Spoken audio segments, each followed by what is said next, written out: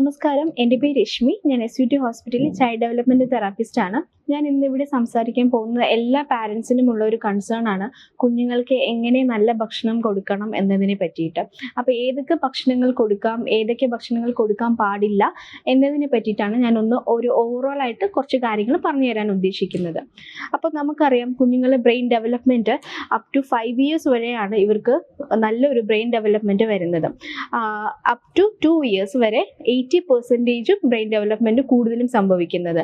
So ഈ ടൈമിൽ നമുക്ക് കുഞ്ഞുങ്ങൾക്ക് വേണ്ട രീതിയിലുള്ള ന്യൂട്രീഷ്യസ് ആയിട്ടുള്ള ഫുഡ് കൊടുക്കേണ്ടത് വളരെയധികം അത്യാവശ്യമാണ്.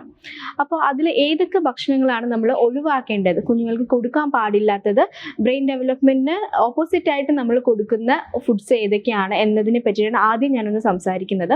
നമുക്ക് ഫസ്റ്റ് പറയുന്ന കാര്യങ്ങൾ, നമുക്ക് 6 months മുതലേ പറയുന്നതാണ്, കുഞ്ഞുങ്ങൾക്ക് മിതമായിട്ട് വേണം നമ്മുടെ ഷുഗറും സോൾട്ടും. മിതമായിട്ടെന്നല്ല, ഷുഗർ നമ്മൾ കണ്ടന്റ് കുറച്ച് വേണം കൊടുക്കാൻ, അല്ലെങ്കിൽ ഷുഗർ കണ്ടന്റ് ഉള്ള ഫുഡ്സ് നമ്മൾ അധികം കൊടുക്കരുത് എന്ന് പറയുന്നുണ്ട്. അപ്പോൾ അതിൽ വരുന്ന മെയിൻ കുറച്ച് ഐറ്റംസ് എന്ന് പറയുന്നത്, ഒന്ന് നമ്മുടെ ഈ ബേക്കറി ഐറ്റംസ് ആണ്. ബേക്കറി ഐറ്റംസ് കുഞ്ഞുങ്ങൾക്ക് കൊടുക്കുന്നത്, നമുക്ക് പണ്ട് കാലത്തൊക്കെ ആണെന്നുണ്ടെങ്കിൽ ബേക്കറി പലഹാരങ്ങളിൽ നമ്മൾ കൂടുതലും ജാഗറി, ശർക്കര, അങ്ങനത്തെ ഐറ്റംസ് ഒക്കെയാണ് കൂടുതലും ചേർത്ത് ഷുഗർ കണ്ടന്റിന് വേണ്ടി നമ്മൾ യൂസ് ചെയ്യുന്നത്.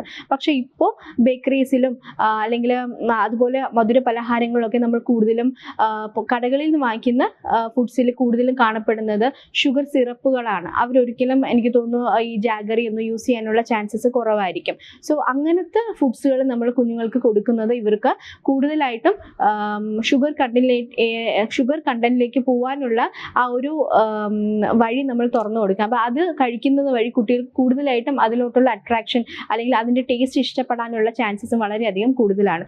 സോ ഫസ്റ്റ് നമ്മൾ ഒഴിവാക്കേണ്ടത് ബേക്കറി ഐറ്റംസ് ആണ്. ബേക്കറി ഐറ്റംസിൽ ഈ പറഞ്ഞ പോലെ തന്നെ പേസ്ട്രീസും ഇതിൽ ഉൾപ്പെടുന്നതാണ്. സെക്കൻഡ് വൺ എന്ന് പറയുന്നത് കോളാസ്. അത് നമുക്കറിയാം, ഈ ഗ്യാസ് അടങ്ങിയ കോളാസും അങ്ങനത്തെ കാര്യങ്ങൾ ചില കുഞ്ഞുങ്ങൾക്ക് ഭയങ്കര ഇഷ്ടമുള്ള കാര്യങ്ങൾ. പെപ്സി, മിറിൻഡ അതുപോലെയുള്ള കോളുകൾ കുഞ്ഞുങ്ങൾ കുടിക്കാനായിട്ട് കൂടുതൽ ഇൻട്രസ്റ്റ് കാണിക്കുന്നുണ്ട്. അതും ഈ കുഞ്ഞുങ്ങൾക്ക് അതിൽ ഹൈ ഷുഗർ കണ്ടന്റ് ആണ് ഈ കോളകൾ പോലെയുള്ള ജ്യൂസസിൽ ഉള്ളത്. സോ അങ്ങനത്തെ ജ്യൂസസും നമ്മൾ കൊടുക്കുന്നത് ഒഴിവാക്കേണ്ടത് വളരെയധികം അത്യാവശ്യമാണ്. പിന്നെ ഉള്ളത് ഈ ട്രാൻസ്ഫാറ്റ് കണ്ടന്റ് എന്ന് പറയുന്നത് ബിസ്ക്കറ്റ്സിലാണ് കൂടുതലും വരുന്നത്. ഇപ്പോൾ ചില വീടുകളിൽ നമുക്കറിയാം, ചില പാരൻസ് കുട്ടികളൊന്നും കഴിക്കുന്നില്ലായിരിക്കും, പക്ഷേ അവരൊരു ഫുഡ് എന്ന പോലെ ബിസ്ക്കറ്റ്സുകൾ നമ്മൾ കൊടുക്കും. അല്ലെങ്കിൽ നഴ്സറിയിൽ വിടുന്ന ടൈം ആകുന്ന അപ്പോഴും ടിഫിൻ ബോക്സിൽ എന്തായിരിക്കും, ബിസ്ക്കറ്റ്സ് ഒക്കെ ആയിരിക്കും കൊടുത്തു വിടുന്നത്. സോ ഈ ബിസ്ക്കറ്റ്സിൽ അടങ്ങിയിരിക്കുന്ന ട്രാൻസ്ഫാറ്റ് ആണ്. ഈ ട്രാൻസ്ഫാറ്റും കുഞ്ഞുങ്ങൾക്ക് വളരെയധികം ദോഷകരമായിട്ടുള്ള കാര്യമാണ് ശരീരത്തിൽ സംഭവിക്കുന്നത്. സോ ഇത് ഈ ഷുഗർ കണ്ടന്റ് പോലെ തന്നെയാണ് ഈ ട്രാൻസ്ഫാറ്റും. ഇത് കുട്ടികളുടെ ശരീരത്തിൽ ചെല്ലുമ്പോൾ അവർക്ക് ഹോർമോൺ ചേഞ്ചസ് ഉണ്ടാവാനുള്ള ചാൻസസും കൂടുതലാണ്. അതുകൊണ്ട് തന്നെ ഒരുപാട് സ്വീറ്റ്സ് കഴിക്കുന്ന കുട്ടികളായിരുന്നാൽ നമുക്ക് ഹൈപ്പർ ആക്ടിവിറ്റി അങ്ങനത്തെ കണ്ടീഷനിലേക്ക് പോകാനുള്ള ചാൻസസും കൂടുതലാണ്.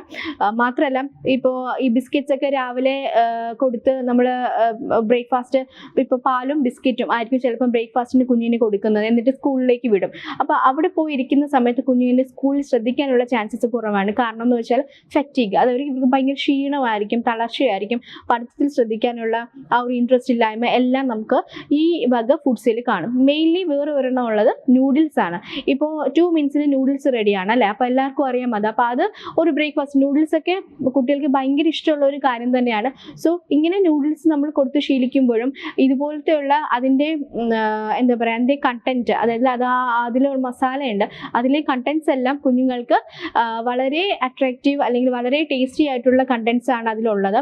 സോ അതും കുഞ്ഞുങ്ങൾക്ക് നല്ലൊരു ഫുഡായിട്ടല്ല നമ്മൾ പറയുന്നത്. ഇനി നമ്മൾ കൊടുക്കേണ്ട ഫുഡ്സ് എന്തൊക്കെയാണെന്ന് വെച്ചാൽ, നമുക്ക് 6 മാസം മുതൽ തന്നെ എല്ലാവർക്കും അറിയാം, 6 months മുതൽ നമുക്ക് സോളിഡ് ഫുഡ് സ്റ്റാർട്ട് ചെയ്യുന്നുണ്ട്. ആ സോളിഡ് ഫുഡ് സ്റ്റാർട്ട് ചെയ്യുന്ന ആ ഒരു 1 year വരെ നമ്മുടെ ഫാമിലി ഫുഡ് എല്ലാം കുഞ്ഞുങ്ങൾക്ക് ഇൻട്രൊഡ്യൂസ് ചെയ്യണം എന്നുള്ളതാണ്.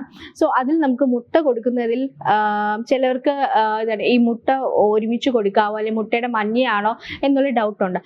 മുട്ടയുടെ എഗ് യോക്ക്, അതായത് മുട്ടയുടെ മഞ്ഞ നമുക്ക് സ്റ്റാർട്ട് ചെയ്യാവുന്നതാണ്. ഏത് ഫുഡ് കൊടുക്കുമ്പോഴും അലർജി ഉണ്ടോ ഇല്ലയോ എന്നുള്ളത് നമ്മളൊന്ന് കൺഫേം ചെയ്യേണ്ടത് വളരെയധികം അത്യാവശ്യമാണ്. മുട്ട ഒരു നല്ലൊരു സോഴ്സാണ് കുഞ്ഞിന്.